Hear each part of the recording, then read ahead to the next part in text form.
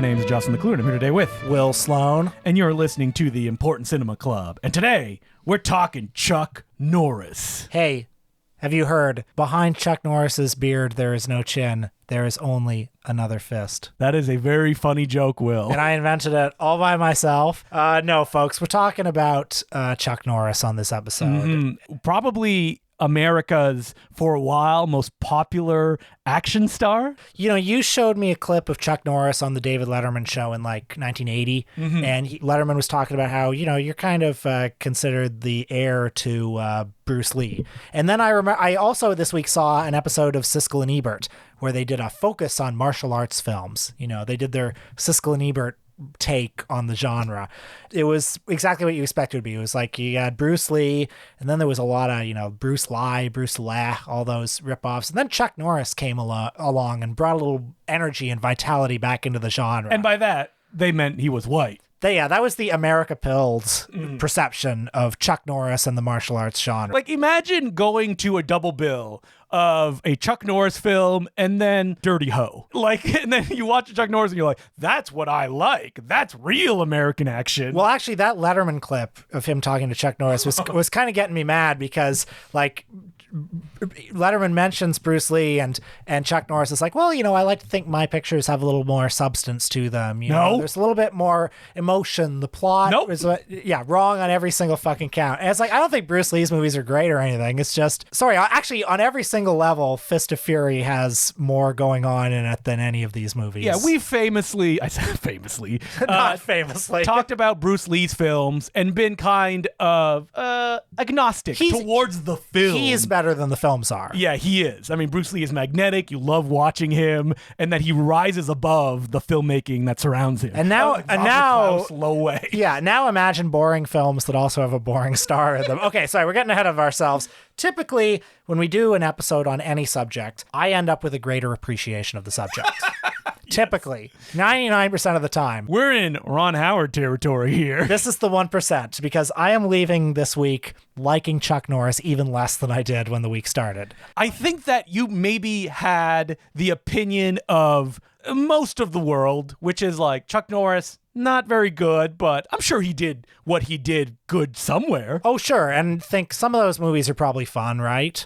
But I'm not just here to bury him, because that's too easy. I want to see if together you and I can try to piece together what was his appeal to those who found him and find him maybe appealing. Absolutely. What was the charisma that maybe we're not seeing? All right, can we start right from the get-go? And the skeleton key that I discovered yesterday through that David Letterman clip that I sent Will. And I did not know this. I've never seen anybody mention this before. When Chuck Norris is in his movies, and we're going to repeat this over and over again, probably finding synonyms for it, he is so boring. Yes. He talks as if he's sleepy and he doesn't really know where he is. He's trying to sound cool by whispering his lines like Clint Eastwood, but he doesn't have Clint Eastwood's voice or look. Yeah, I mean, it's very obvious what he's trying to do. He's trying to do the, you know, strong, silent type, but to me, there's no fire behind the eyes. And that's because in that David Letterman clip, you can see Chuck, you know, smiling and having a regular conversation, and he sounds like a Southern dandy.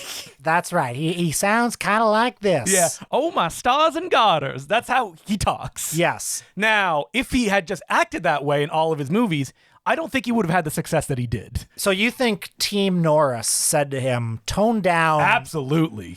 Because, and once he said that to me, as I was watching his movies, yeah, something did click into place because, you know, Clint Eastwood actually does have that voice. He can do that. It doesn't sound fake, but the Norris monotone felt very affected to me. Because I think he's doing two things when he's talking and trying to be tough. Is that he's trying to get rid of his accent, and he's also trying to get rid of his speaking patterns. Even if you watch interviews, there's like a recent one from 5 years ago. He still sounds like he did in that David Letterman interview. Now, in movies, he still sounds reedy and high-pitched. Yes, he does. But affected to sound not that way. So he kind of sounds like this all the way through his movies. And if you've never noticed that accent, we have just broken all of his movies for you because you will hear it with every line that he says. So he's a big phony. Yes. Is what we're saying. Not 100%, because he was an actual successful martial artist. Well, and this is what distinguishes him a bit from somebody who I find more compelling on screen, Steven Seagal. Steven Seagal, who is, if anything, an even worse actor than Chuck Norris. But I don't know. I find that I think there is a magnetism to Seagal in a weird way. Well, because he looks weird. Yes. I like Chuck Norris when he doesn't have a beard because he looks like an 80-year-old man in his early films. And he figured out that the beard kind of gives him kind of a grizzled look. And the thing about Chuck Norris is he looks like your friend's dad. That's what he looks like. And I think that's part of his appeal. I also think that Chuck Norris is most effective just as a cultural signifier. Mm-hmm. One of the movies that we watched this week is called Sidekicks. It's the one that he's in the least. He plays Chuck Norris. He appears in a couple of fantasy sequences. He appears at the end as himself. A very good man. But he's not called upon to do anything in particular. Mm-hmm. And that's when he's at his best. That's why people liked the Chuck Norris facts, because they didn't actually see him in action. He was just...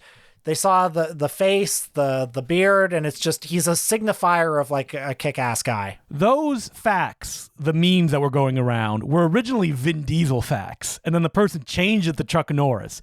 The thing about Vin Diesel is he was present. He was making movies in that time. So when you would read those facts, it was like, wow, Vin Diesel's not really like that. But then when you put Chuck Norris in that place, Chuck Norris hadn't done anything for a long time since Walker, Texas Ranger. He was a memory. So it was funny because you were imposing this vision on essentially a blank slate. That's right. And it was also like 80s nostalgia, too, which was a huge thing in the mid-2000s. So Chuck Norris, what can we say about him? A little context for his life. Born in 1940 in Oklahoma, grew up in Kansas and then Torrance, California. If you know anything about his backstory, you know he was a shy, unathletic boy. He had an abusive father as well. And, you know, just like in those comic book ads about the kid who got the sand kicked in his face and then lifted some weights and attracted all the girls, that was kind of his trajectory, too. Oh, we didn't mention, didn't you mean Carlos Norris? Chuck would come later. That's right. Well, at the age of 18, he joined the Air Force, and it was there that he discovered the martial arts. First, he trained in Tang Soon Do.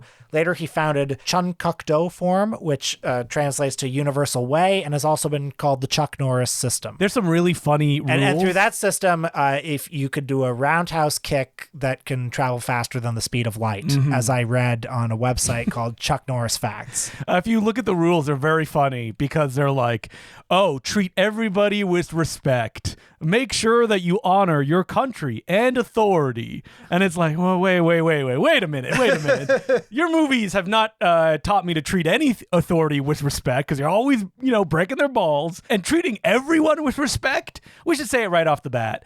Chuck Norris is one of those guys. If you look at his Wikipedia, every bad opinion that someone can have, he has. I was amazed. It's a perfect record of like birther shit, anti-gay marriage shit.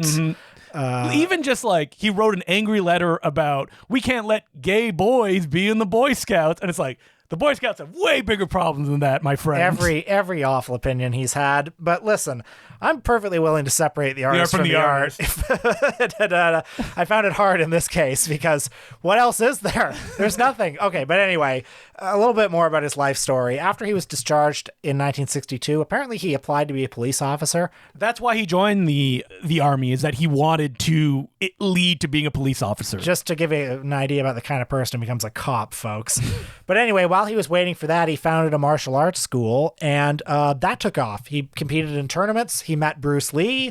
He had celebrity clients that included such noted martial artists as Donnie and Marie Osmond. And Steve McQueen? Bob Barker. Yeah, and Steve McQueen. I wanted to find footage of him fighting. I could not believe I found like one fuzzy clip, and that was it.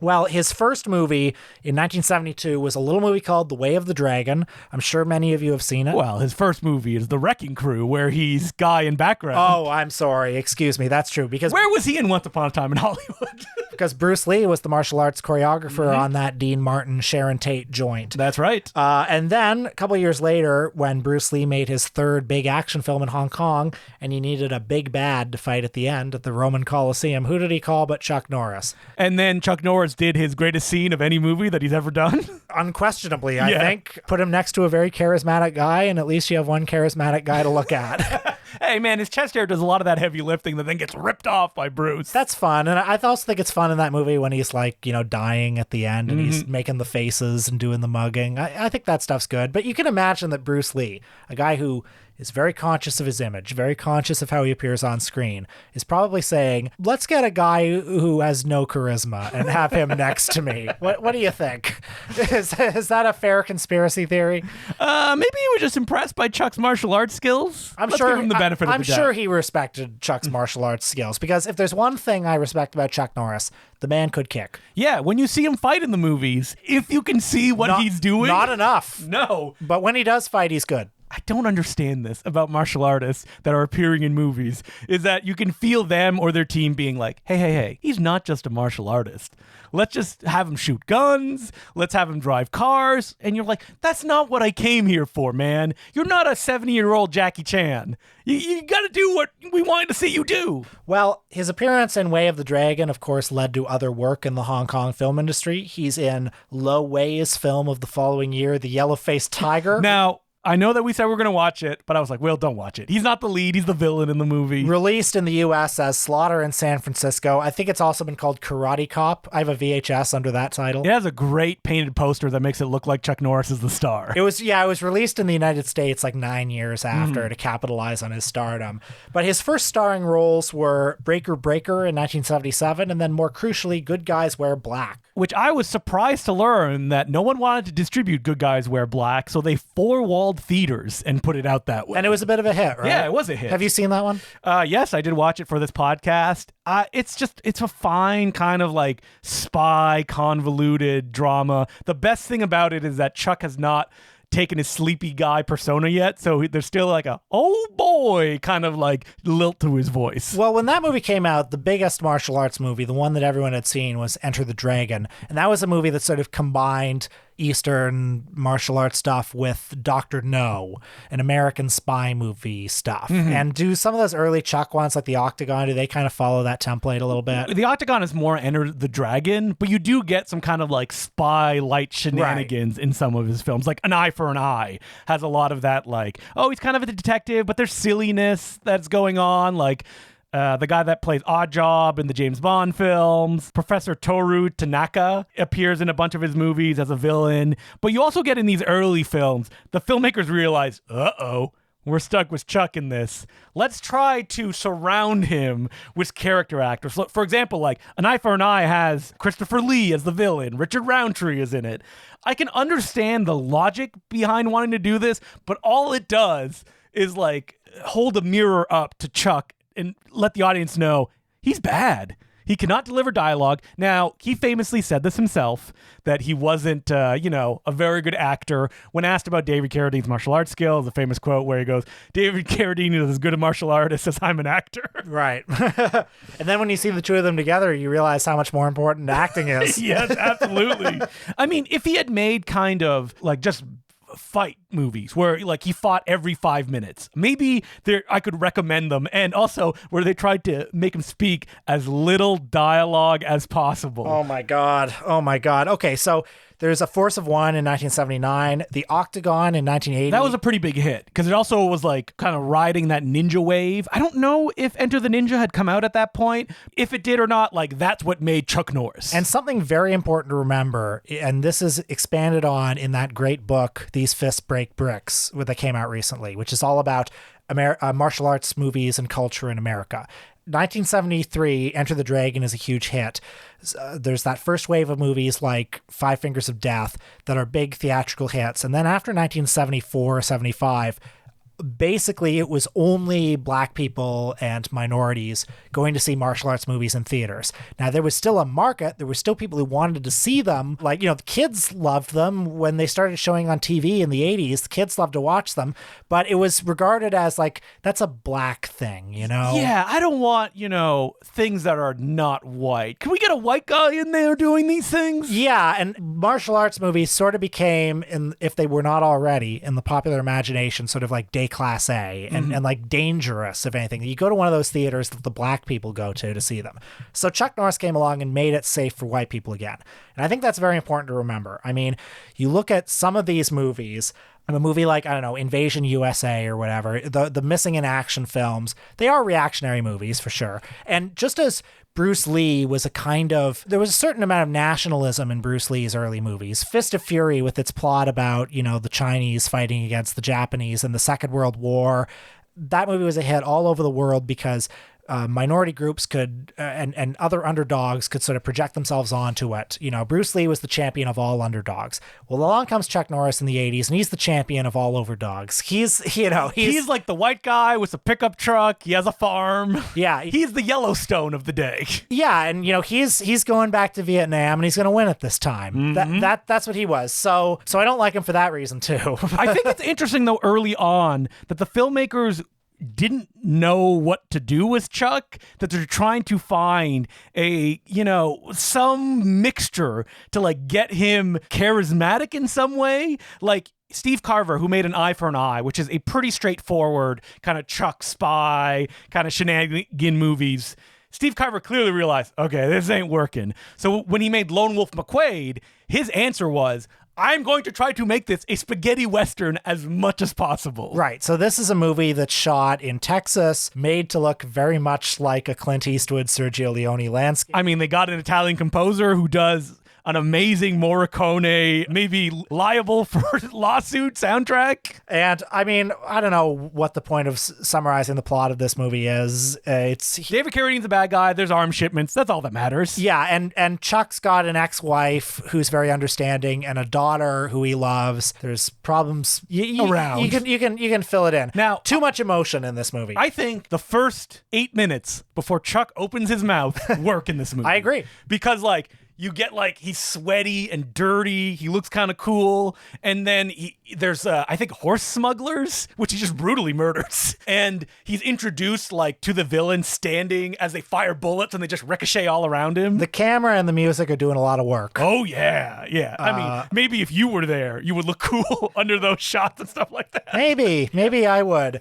But anytime David Carradine is in this movie. I mean, he just blows Chuck out of the water. It's embarrassing. And if somebody else had been there, would I have been so drawn to David Carradine? I don't know. But all I know is David Carradine is very charismatic. He even has Leon Isaac Kennedy there, who does no fighting. No fighting. Well, so that quote that Chuck did about he's not much of a martial artist, when they're doing their hand-to-hand brawl at the end, it doesn't matter. I'm looking at Carradine because Carradine has fire behind his eyes. I mean, he's chomping a cigar. He's doing stuff. Okay. I think someone told Chuck, do as little as possible, and that will make you more compelling. But unlike Clint Eastwood, when he made A Fistful of Dollars, Clint Eastwood, the story goes, he went through the script and he cut all dialogue out. There's too much dialogue in even Lone Wolf McQuade. Oh, yeah, when he has to do emotional stuff about his daughter, I mean, oh God, hopeless.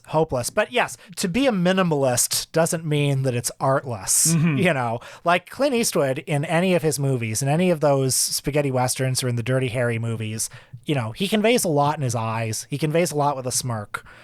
Just with his body language, there's a lot. It's like Buster Keaton. Buster Keaton is not just a stone face. He's doing all sorts of things with very small gestures that communicate whole worlds. Chuck Norris is waiting for a train, and that's the look that he has on his face, no matter what's happening around him. Yeah, it's just awful. I mean, I can't stand him. And if there were great martial arts sequences in some of these movies, maybe you could go, oh, okay, I understand it. They're few and far between, and a lot of them are just poorly shot. In that David Letterman interview, Chuck's like, oh yeah, we make full contact all the time. And it's why? These camera angles stink. I don't know what's going on. And there's no kind of storytelling in the choreography. The one that I liked the best of the movies I watched this week was probably Code of Silence from 1985, which I also don't think's great or anything, but I mean, he has a real kind of journeyman guy who knows what he's doing, Andrew Davis. Andrew Davis, later the director of such films as The Fugitive, Under Siege, and Above the Law. And by the way, Above the Law is basically a remake of this movie. Yes. Just with Seagal instead of Norris. I think this movie is just kind of fun. It's a Chicago cop thriller. It's twisty. It's Chuck is the one honest cop. There's a war between the Italian and Latino gangsters. There are a lot of dirty cops who are in on it. Chuck is, a force of one trying to break the code of silence. There are just some really good action set pieces in this movie. I'm thinking of when he's fighting on top of the moving train. Yes, he's on there. I mean, he looks very uncomfortable. Doesn't want to move too much. But there's a really good fight scene, too, when he's in the basement and he takes on those... and there's like 100 guys? That's a great fight scene. And that's one of the only fight scenes in these movies where the director actually shows him doing it. Shows him doing those kicks. That's the thing, is he can do this stuff. Why don't you show him do it now? Can he do many stunts? No. Most of the stunts in his movies, if they're like big ones, they're done by Aaron Norris, his brother, who looks exactly like Chuck. He did star in one movie called Overkill, and he also became kind of the shepherd of Chuck, directing the movies later in his career. Movies like Top Dog. Yes, that's true. The one where it's Chuck and a dog. Yes. Or Hellbound, the one where I think he fights the devil. I've seen it. It's not good. So, yeah, I mean, Code of Silence also has that great Chicago atmosphere. By the end of the movie, he's just fighting with a robot because it's like, listen, who is the most uncharismatic thing that we can put beside Chuck? Let's just get a robot. It'll make Chuck look cooler, I guess. That's a cool scene, though, too. I love that robot, though. The robot blows Chuck off the screen. Yeah, he does. big shootout at, like, the docks and the big abandoned factory. Henry Silva. Code of Silence, great character actor. Oh, Henry Silva's in it? Didn't you love the guy from Angels with Filthy Souls from the Home Alone? Oh, yeah. Every line of dialogue sounds exactly like him talking in the Home Alone movie. What else did we watch? We watched, of course, probably Chuck Norris's most famous film. So we didn't even really get into his canon period, which I think kind of cemented him as America's action star. You have the Missing in Action trilogy, Hero and the Terror, and probably the most famous one of them all, Invasion USA. Well, yeah, this is a Golan and Globus film for Canon Films. Now, it's funny. I saw this one over 10 years ago. I saw it with an audience, had a great time. Now, I've always been Kevin McCarthy at the end of Invasion of the Body Snatchers. And I've always been saying to this has come up multiple times over the years. I've said, but Invasion USA, that one's fun. Yeah, and I'm like, no, it's not as fun as you think it is. Richard Lynch is pretty good in that scene with Billy Drago, but come on. All I can say is, in the year 2009 or whatever, with that audience, I found it fun. Yesterday, watching it on Tubi by myself, didn't find it fun at all. Now, what's weird about you having like a rapturous audience experience of it is like, even watching it now, were you like, what were we enjoying? Yes, I was thinking that. I don't know. I think 2009 or 10 or whatever it was, we were all feeling Chuck Norris fever. We were saying the facts. But like, even from an action standpoint, this movie, like Chuck just stands there with his machine gun and go. I think that tickled me a little bit when I saw it the first time. The fact that he was doing so little in this movie. Yes. And I was also tickled by the plot, which is silly. I mean, he barely talks in this movie either. Like, that's something that Joseph Zito, I think, figured out. He's like, no Chuck and Missing in Action talks. No more Chuck talking. And I think they should have done it even more. He should have talked even less. No dialogue. Maybe his throat's cut at the beginning of the movie. He should have just been like a one-man army, and that's it. He has a few quips, doesn't he? Yeah. Yeah, they're amusing. Anyway, Invasion USA, it's from 1985. It's from the height of the Reagan era, and things are pretty good on Christmas Eve in Florida, but then all of a sudden...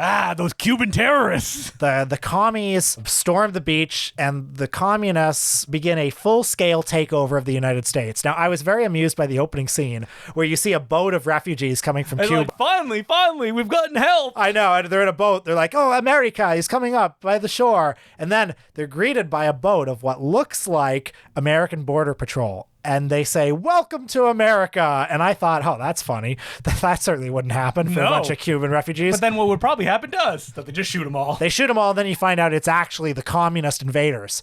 Now, what's really funny is the American Border Patrol would probably do that too. Yes, it wouldn't make a difference.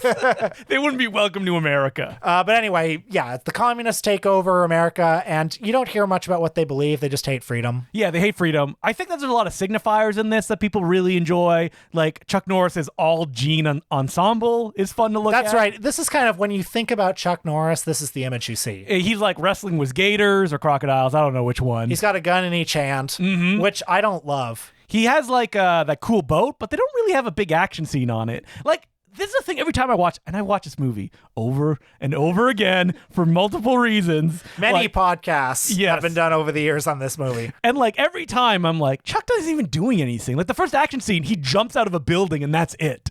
there's an explosion, and just people die. It's mostly massacres in this movie. I know, and I found the movie actually kind of unpleasant for that reason. It's not as funny as I remembered it. It's just, a lot of people getting shot. Like, them pulling up and, like, blowing up during Christmas. I guess that's kind of fun.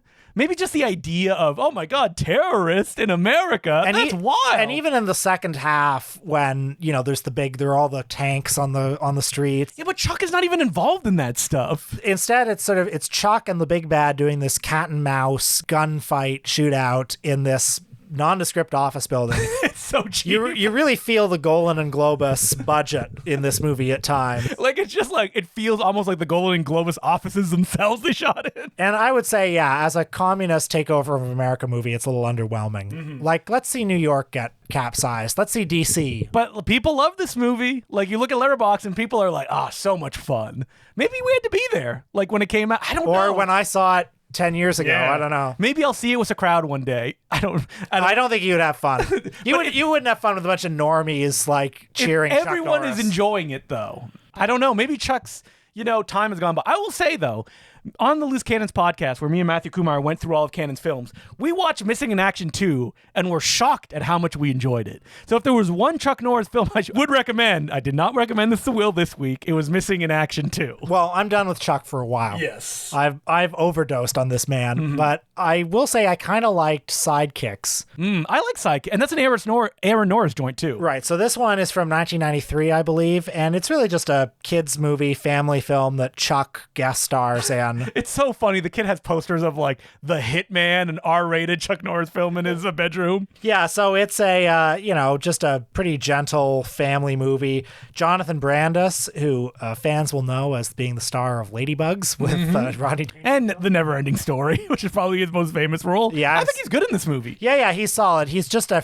asthmatic, unpopular kid who dreams, like Mia Farrow watching Jeff Daniels up on the screen about Chuck Norris and dreams of a different kind of world where he could be Chuck Norris's sidekick. I think that Chuck Norris works in this movie because he's barely in it, and when he is, it's always some like goofy kind of like he's in a Western now or he's in a medieval movie. I also think that, so long story short, the plot is the kid self-actualizes through the martial arts, but he also remains a good kid. There's a villain martial arts teacher played by Joe Piscopo. Oh, probably Joe Piscopo's best performance. I would agree. Yes. I think Piscopo, if you're going to hire him for anything, have him mugging in a children's movie. Oh my God, he's mugging so much. And I think he's kind of fun. I don't know. He's like Jim Carrey in The Mask. Yeah, I kind of liked him in this, believe it or not. I mean, you also have Beau Bridges being the dad of the kid. Yeah, Mako. Oh, great. As his martial arts instructor. Good cast, honestly. And then at the end of the movie, at the big Karate Kid style martial arts tournament, who shows up but Chuck Norris as himself? And he is required only to be likable. And I think that's good. I mean, we've talked about his kind of reedy, high-pitched voice. I think he does fine in this movie. Yeah, he leans into the soft side, and I liked him a little bit. I still don't think he's very charismatic. No, but you almost like him in this movie because the kid likes him so much. Yes, he's well used. Let's put it that way. All right, Will is making an order for that $70 Canadian Blu-ray set that just came out of Sidekicks. Vinegar Syndrome selling that much for Sidekicks. Good God. I was surprised at how much I enjoy it, which was a real downhill slope because that was the first Chuck Norris film I watched for this. I truly thought I was going to have more fun this week with these movies. Yeah, me too. And I think it just... They're boring. They're too long as well. There's no action in them. Oh, God. We also watched that one, Silent Rage. Oh, well, I like that one because it's weird. Because it's like a slasher film that suddenly Chuck Norris is just wandering around in. I guess. I mean, good God. All these movies are 107 minutes long. Why are they that long? They're all over like an hour 40. I could not wrap my... Even, like, Invasion USA supposedly was cut down from, like, 3 out, which is ridiculous. Oh, they should have kept cutting. Yeah, kept cutting. Like, a Chuck Norris film should be 70 minutes long. I agree, and maybe even shorter. And there's just an action scene every 5 minutes. Here's an idea. Cut out everything that's not an action scene, and then maybe cut out some more, and then you'll have a good... Make sure he doesn't talk either. Yeah. But have we gotten down to why Chuck Norris was so popular? I think it just comes down to he was white, he could kick. I would also propose that, in the 80s, it was almost common knowledge, it was almost received wisdom that action stars don't act. They do something else. They're men of action, like Clint Eastwood or Arnold Schwarzenegger, Van Damme, Seagal. Mind you, I think some of these guys are better actors than others. Yes. But Van Damme, top. Yes. Stallone, second. Yeah. But the received wisdom was they don't act, and it's not important for them to act. And I think it was almost considered like unseemly or perhaps even like feminine for action stars to be able to act. But the thing about Chuck is that him being charismatic, even though it is acting, people wouldn't perceive it as acting. And he also, for a lot of people, embodied a certain attitude, you know? He was the embodiment White of rage. well, that's a lot of it. Yeah, that's a lot of it. And also just, you know, the standard, like, guy who doesn't crack a smile and don't take no shit from no one, you know? And we didn't talk about Walker Texas Ranger because I don't think I've ever seen a full episode of it. No, I mean, my late uncle loved it. Really? Yeah, he watched it every day. And because he loved Chuck's attitude. Now, I did watch take no crap from no one. some clips of it because, of course, he teamed up with Sammo Hung, who had martial law. It's really funny to hear Chuck go, Sammo, come over here, Sammo, Sammo. Two guys who both fought Bruce Lee on screen. Yeah, that's right. But two guys who also did full contact all the time. One of them pays off more than the other, but we'll leave it up to the audience to decide. I hope no one is angry listening to this episode. Oh, if you love Chuck Norris, that's great. I envy you. I wish I loved Chuck Norris. We wish we had more joy in our life, right? Yeah. I will say that I just watched Hard Target again with Jean-Claude Van Damme.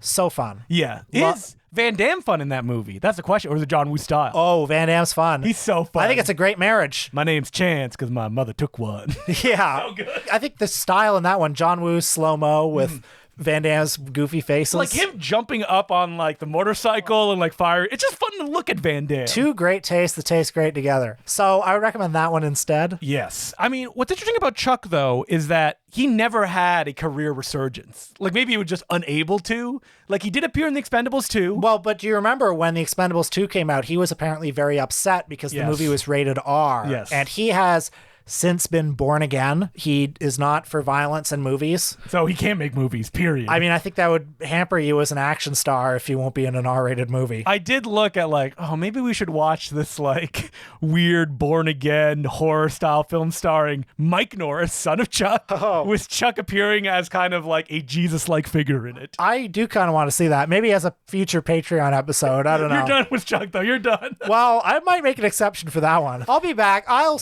watch Chuck again in the future because, you know, like dementia will kick in if it hasn't already. And I'll be like, oh yeah, Chuck Norris. Those movies are fun. Yeah, he couldn't have been popular that long without... For no reason. Yeah. So again, please, if you like Chuck Norris, that's great. Write in and tell us why you like him, and just know that we would like to like him. We would love to like him, yeah. So, speaking of which, do we have any letters? We do have letters. And where can they write to us, Justin? They can write to us at importantcinemaclubpodcast@gmail.com. Our first letter is from Anthony P. And he goes, Dear Justin and Will, the Important Cinema Club podcast has quickly become one of my favorites. Love to hear it. My go-to podcast for all things movies. Your taste and recommendation that led me to seek out the writings of Jonathan Rosenbaum, discover my own love for Hong Kong cinema. J-Ro, I hope we're getting you thousands of new readers. I just want to say that I am always delighted when people say that our podcast gets them to check out things. It makes my heart warm. Especially that, like, I mean, Hong Kong cinema has never been more popular right now than it's ever been in our lifetimes, I think. That's probably true. In our circles, I feel. Not in, general consciousness. Well, it's been let into the canon much more than it used to be. Yeah, like when you think of, Crouching Tiger, Hidden Dragon coming out or Rumble in the Bronx, I think that opened up people to Jackie Chan or, whatever Miramax would put out. But as far as, like, general martial arts, not really. But now, well, you go on the Criterion channel and they've got a whole Michelle Yeoh retrospective now. This letter writer asks, as a fellow proponent and enjoyer of physical media, I'm wondering if you could share some of your personal favorite releases. What commentary extra gems have made your purchases worthwhile? And do you have any specific examples relating to Hong Kong cinema? This is a broad question, so let's keep it to Hong Kong cinema. What is your favorite Hong Kong cinema release that's come out recently? There's been so many. I'm looking at my shelf behind me where they all are. And like, it's kind of fascinating to watch like companies like Eureka, 88 Films, and Vinegar Syndrome vie for the same movies and try to like top each other. For example, 88 Films announces, we're doing Magic Cop, which is a movie I very much like because it's directed by Stephen Tung, an action choreographer I really enjoy. And then the next day, Eureka's like, we're doing all the Mr. Vampire films, 2, 3, 4. Well, they're not doing Mr. Vampire in 1992. But they are doing Vampire versus Vampire. That's right. Because I think one of those one stars Sammo Hung, and I think it's 4. Mr. Vampire 1992 is owned by Warner Brothers, who will never release it. And Mr. Vampire 3, for people who have not seen it, not a hopping vampire movie, but great. And one of the like wild Hong Kong martial arts film. So really, we're just advertising for Eureka Films. Well, there have been so many great Hong Kong releases, and God, it's hard to pick just one. So I'm just going to arbitrarily pick. I thought 88 Films' release of The Young Master was excellent. Oh, I love that Young Master. That booklet has not been topped when it comes to booklets. That's right. So it has multiple cuts of the movie, and this version might be out of print now. Yeah, I think it is. Which is too bad because it came with a booklet that most booklets are schlock. But this one had a whole analysis of Jackie Chan's early career up to and including The Young Master. I had never heard of most of the stuff. I mean, it just, like, if you've only read his autobiography, which is quite inaccurate on a lot of his early career, this explains exactly what happened in his early career. It explains how the big falling out with Lo Wei that involved Jimmy Wang Yu and all that, how that actually went down. Yeah.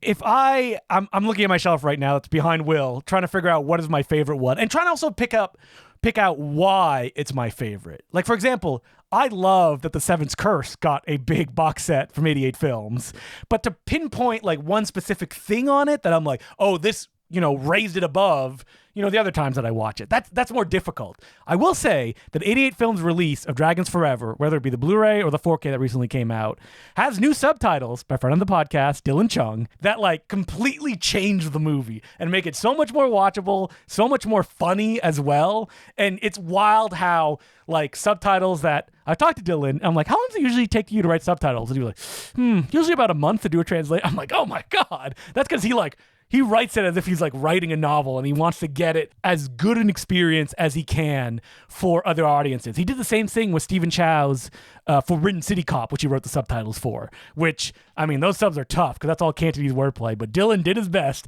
at being able to like go above and beyond when usually it's just done, let's just get a basic translation out there. And I mean, just look at 88 Films, Eureka, Vinegar Syndrome started doing a bunch of releases as well. We've gotten to the point in physical media that like Vinegar Syndrome released their slate, and I went, I have most of those. That they're like reprints or another company put them out. Even the partner labels, I'm like, I got that Blu-ray like a couple months ago, or another company put it out. So we're reaching that boiling point where I'm like, I didn't have to order anything because I was like, I already have all the stuff that I would want. Wow. Well, hopefully there will be other national cinemas to explore. I mean, they are. They're going deep into Taiwanese cinema. All these companies now are like, oh, we got this, we got this, we got this. I love Taiwanese cinema. Yeah, it's great. I want all the new remasters, as many as possible. And as far as just general, like what our best of, we did like an episode about our favorite physical media, didn't we? Maybe a best of year Patreon episode? Maybe, yeah. Yeah, that sounds right. Yeah, so I would say get on Patreon and look at that. You know what was a great box set is Arrow Video's Gamera set. I was literally looking at it a few days ago because I was talking to someone that like it came with the Dark Horse comics in it, and I was watching Gamera the Brave as well, which I haven't seen. That box set is, I like to say that Arrow hasn't done anything in a while, like they've kind of slowed down their release. It's because when you do something like Gamera, you're like, all right, I'm done. Like, how am I going to top this? So, and unfortunately that one, the big box set is also out of print, but you can get the little ones that are each era. And would recommend both of them because they're great. Our next letter is from Tom, and his question is, I'm curious if there are some subjects you've intentionally been avoiding for the podcast, and if so, why? It seems like a podcast with your format would have done episodes on Howard Hawks, John Ford, Stanley Kubrick, or Federico Fellini. Have you made the choice to avoid some of the most famous directors? Thanks for the great podcast, Tom. Yes. We've avoided Kubrick very consciously. We've avoided, Hawks is somebody who, like, over the last few years, I've been slowly trying to go through all of them. Are you still on that mission? Not for a while, but I want to return to it. Yeah, because you said, I want to do the Hawks episode after I've watched every Howard Hawks film. And I went, all right. And it may never happen at this point. I mean, I've been doing them with my girlfriend, and she only wants to watch, like, a John Wayne movie every 6 months. Yeah, so, understandable. And when it comes to like Kubrick, I feel that's one, I don't think we'll ever do a mainline episode on Kubrick. We did The Shining as a Patreon. Yeah. I mean, what is there to say, really? Yeah. The Blake Tech did Kubrick. Go listen to their podcast. 3-hour episodes on each movie. Like, what are we going to say that'll be different than that? John Ford, I would like to do John Ford. I just think that's another very vast filmography that I feel intimidated by. You know what that means? The bad John Ford. Bad John Ford. Oh, I love it. Which ones would we watch for that? What are the bad ones? I mean, there's a lot of bad ones if you look. Cheyenne Autumn. Is that supposed to be, or what's that other one, like his other last movie? Oh, I like that one. The one it's like it's like women centric and Yes, it's still unavailable. I know which one. What if we did the Bad Howard Hawks? Actually, we could do like Red Line or which is pretty the pyramid one, the Pharaohs, Land of the Pharaohs. Yes, or Man's Favorite Sport, which I also kind of like. Oh, Man's Favorite Sport's pretty good. Yeah, I like it. People might think it's one of the bad ones. I don't know. Yeah, we could definitely do that. I mean, the Bad Howard Hawks is like the ultimate cage cinema kind of subject because they like made their bones on. Oh no, Land of the Pharaoh. There's a lot to like there.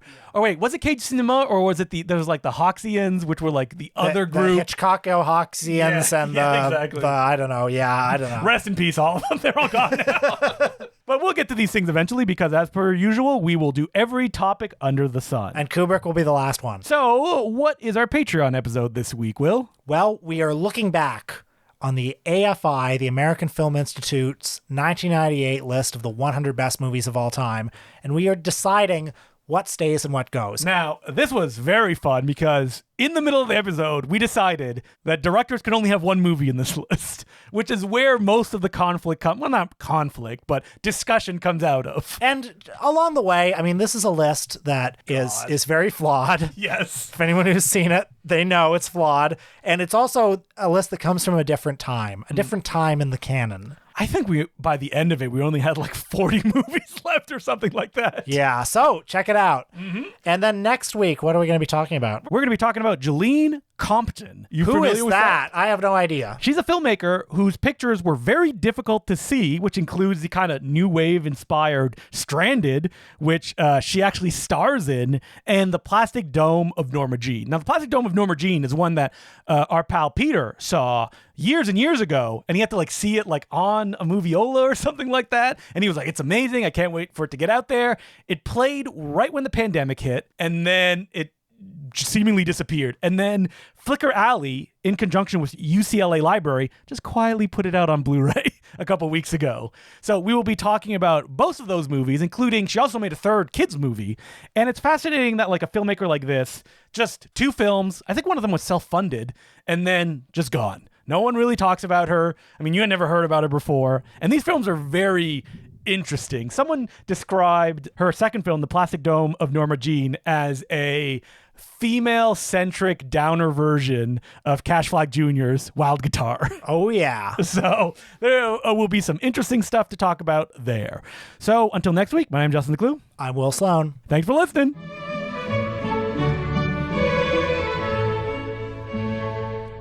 Do you want to be the coolest person on your block and impress friends and family?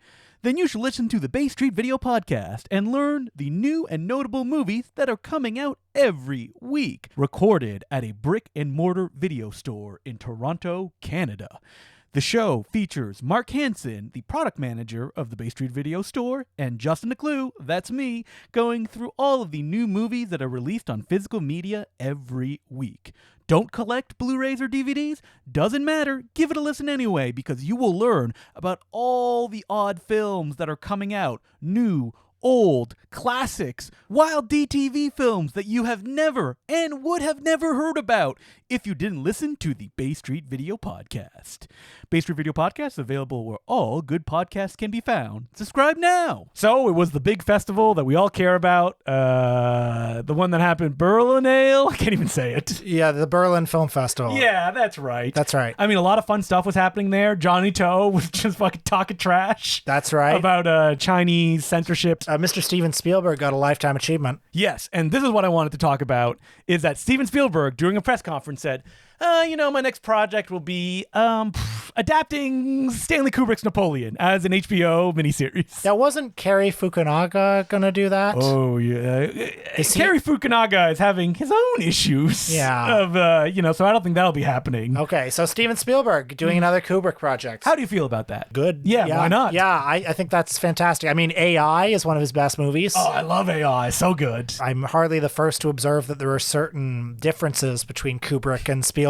I feel like his version will be blue, if I had to take a guess.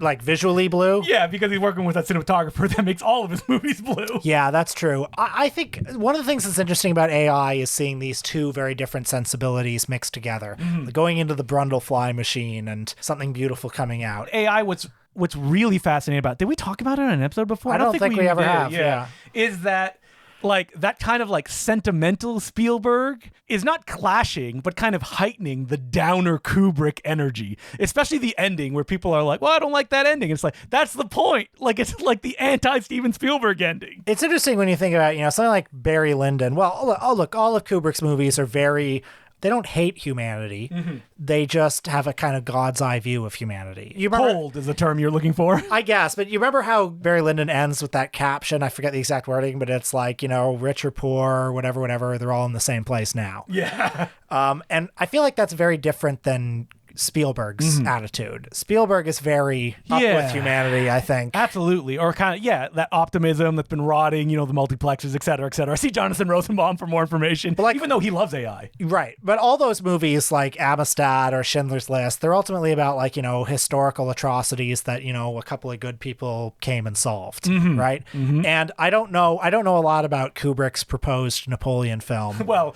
I have the giant book here if you want to read it with all the notes and stuff like that. Yeah, you can get a huge coffee table book that has everything in it. Supposed to star Jack Nicholson, et cetera, et cetera. The idea of Spielberg and his particular point of view trying to adapt Kubrick's point of view, I'm just interested. I'm interested in what that looks like. What I would say is you don't change a word of that Kubrick screenplay. Or you get a real master like Mordecai's David Koepp, and you do a little rewrite there because he wrote a lot of Spielberg films. Actually, he's a Tony Kushner guy now, so I feel like Tony Kushner's going to have a crack at that. Well, David Koepp does the fun ones, and Tony Kushner does the serious ones. Did David Koepp write the next Indiana Jones? Don't know. He probably has a story credit somewhere on there because he did do Crystal Skull, so I think he was involved with that. Yeah. So anyway, I am very eager to see what Spielberg does. And that made me think though, like, can you think of any of those? Somebody else is picking up the mantle of something that was abandoned, and you actually like it, other than AI? I mean, would you count The Other Side of the Wind or something like that? I wouldn't count The Other Side of the Wind. Like a project that was never made that somebody went and made. I mean, of course, I woke up early the day I died. That's it. That's it. The film that was made from the unmade Ed Wood script. And who can forget, of course,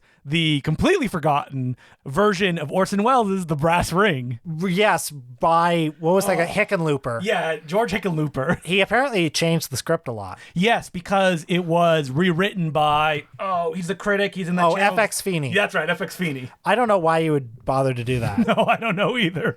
Wait, isn't there, I'm trying to think of like Orson Welles' project. I mean, Orson Welles is the king of that, of like, who could we get to finish this Don Quixote film? Of course, the man that was there, Jess Franco. Where's our Criterion release of that? Yeah, I would love to see somebody make an unmade Jess Franco script if such a thing exists. Oh, I'm sure they do if people haven't already done that. And other than that, I can't really think of anything that has been laying around and somebody picks up and goes, oh, I can make this better. I'll be interested as the project goes on just to hear like what Spielberg's process is. I'm curious if he is going to do it as close as possible or to what extent he brings his own vision and liberties to it. I mean, I think he's going to bring his own vision and liberties like he did with AI. Like, he needs to make it a Spielberg project.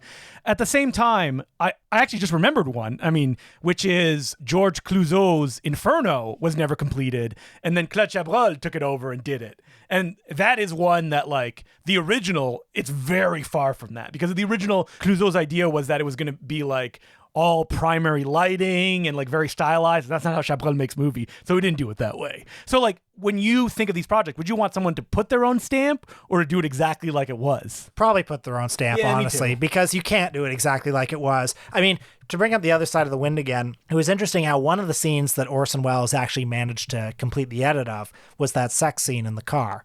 And when Bob Murawski was editing the version that's on Netflix now, he decided to cut that scene down a little bit because even though it was Welles' original edit, the rationale was the pace of the film. Once you edit things together, well, of course he would have changed it, right? Like as to fit in more with how the rest of the film was developing. And I think ultimately he was correct. I agree. I want like a 3-hour documentary of just Bob Murawski going through the film and talking about choices that he made. Yeah, a commentary track. I would love it. But it'll never happen. Nope. All those backers are waiting for their Blu-ray that's going to come in the mail any day now.